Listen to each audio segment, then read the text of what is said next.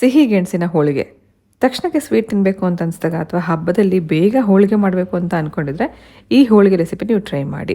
ಮೊದಲನೇದಾಗಿ ಗೆಣಸನ್ನ ಬೇಯಿಸಿ ಸಿಪ್ಪೆ ತೆಗೆದು ತುರಿದು ಸೈಡಲ್ಲಿ ಇಟ್ಕೊಂಡಿದ್ದೀನಿ. ಕಣಕ ರೆಡಿ ಮಾಡ್ಕೊಳ್ಳೋದಕ್ಕೋಸ್ಕರ ಇಲ್ಲಿ ಗೋಧಿ ಹಿಟ್ಟು ಉಪಯೋಗಿಸ್ಕೊಂಡಿದ್ದೀನಿ. ಮೈದಾ ಹಿಟ್ಟು ಬದಲಾಗಿ ಗೋಧಿ ಹಿಟ್ಟಲ್ಲಿ ಕೂಡ ತುಂಬ ಚೆನ್ನಾಗಿ ಹೋಳಿಗೆ ಮಾಡ್ಕೋಬೋದು. 2 ಟೇಬಲ್ ಸ್ಪೂನಷ್ಟು ಚಿರೋಟಿ ರವೆ, ಸ್ವಲ್ಪ ಅರಿಶಿನ, 1 ಚಿಟಿಕೆ ಉಪ್ಪು ಹಾಕಿ ಮಿಕ್ಸ್ ಮಾಡಿ ನಂತರ ನೀರು ಹಾಕಿ ಈ ರೀತಿ ಮೃದುವಾಗಿ ಕಲಸಿ ಇಟ್ಕೋಬೇಕು. ಲಾಸ್ಟಲ್ಲಿ ಇದಕ್ಕೆ 1 ಟೇಬಲ್ ಸ್ಪೂನಷ್ಟು ಎಣ್ಣೆ ಹಾಕಿ ಚೆನ್ನಾಗಿ ನಾದ್ಬಿಟ್ಟು ಒಂದು ಅರ್ಧ ಗಂಟೆ ಇದನ್ನು ನೆನೆಯೋದಕ್ಕೆ ಬಿಟ್ಬೇಡ. ಅಷ್ಟರಲ್ಲಿ ಇದಕ್ಕೆ ಹೂರಣ ರೆಡಿ ಮಾಡ್ಕೊಳ್ಳೋಣ.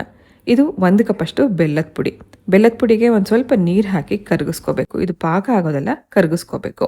ಬೆಲ್ಲ ಕರಗದ ನಂತರ ಮೊದಲೇ ನಾವು ಬೇಯಿಸಿ ತುರಿದು ಇಟ್ಕೊಂಡಿರುವಂಥ ಸಿಹಿ ಗೆಣಸನ್ನ ಮಿಕ್ಸ್ ಮಾಡ್ಕೊಳ್ಳೋಣ.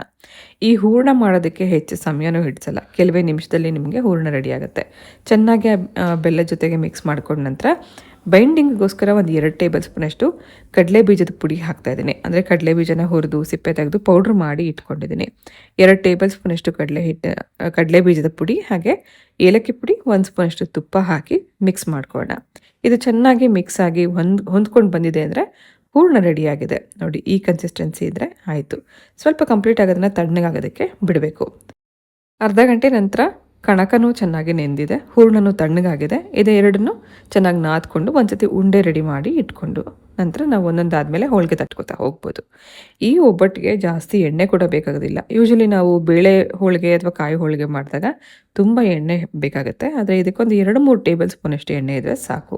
ಹಾಗೆ ಹೆಲ್ದಿಯಾಗಿ ಕೂಡ ಮಾಡ್ಕೋಬೋದು. ಗೋಧಿ ಹಿಟ್ಟು ಉಪಯೋಗಿಸಿರ್ತೀವಿ, ಸಿಹಿ ಗೆಣಸಿರುತ್ತೆ, ಇದೆರಡೂ ಕೂಡ ತುಂಬಾ ಒಳ್ಳೆಯದು.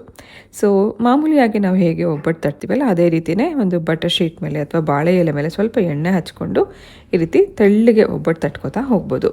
ಸೊ ಇನ್ಸ್ಟೆಂಟಾಗಿ ಆಗೋದು ಅಷ್ಟೇ ಅಲ್ಲದೆ ಹೆಲ್ದಿಯಾಗಿ ಇರೋದ್ರಿಂದ ಯಾವ ಟೈಮಲ್ಲಿ ಬೇಕಾದ್ರೂ ನೀವು ಒಬ್ಬಟ್ಟು ತಿನ್ನಬೇಕು ಅನಿಸಿದಾಗ ತಕ್ಷಣವೇ ಮಾಡ್ಕೊಳ್ಳೋವಂಥ ಒಂದು ರೆಸಿಪಿ. ಇದನ್ನು ಸುಡುವಾಗ ಎಣ್ಣೆ ಅಥವಾ ತುಪ್ಪ ಎರಡರಲ್ಲಿ ಯಾವುದನ್ನಾದರೂ ಉಪಯೋಗಿಸ್ಕೊಂಡು ಎರಡೂ ಕಡೆಗೂ ಚೆನ್ನಾಗಿ ಬೇಯಿಸಿ ತೆಗೆದ್ರೆ ಆಯಿತು. ಬಿಸಿ ಬಿಸಿ ಒಬ್ಬಟ್ಟು ರೆಡಿಯಾಗಿದೆ.